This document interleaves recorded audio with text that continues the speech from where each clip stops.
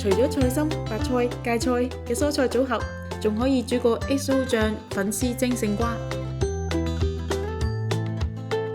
絲瓜洗乾淨去皮，切段，每一段再直切成4條。粉絲浸水至軟身，蒜頭切碎，再加入 XO 醬同麻油撈勻，將粉絲鋪放喺鍋底，加入雞湯，放上絲瓜，同埋已經混合好嘅 XO 醬，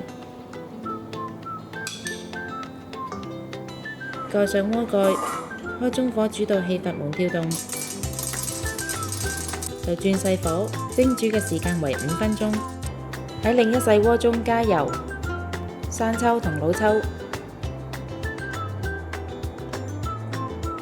開細火煮熱，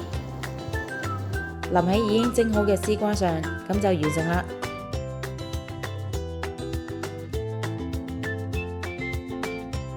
鍾意我哋條影片嘅朋友可以 Like、Subscribe、Share，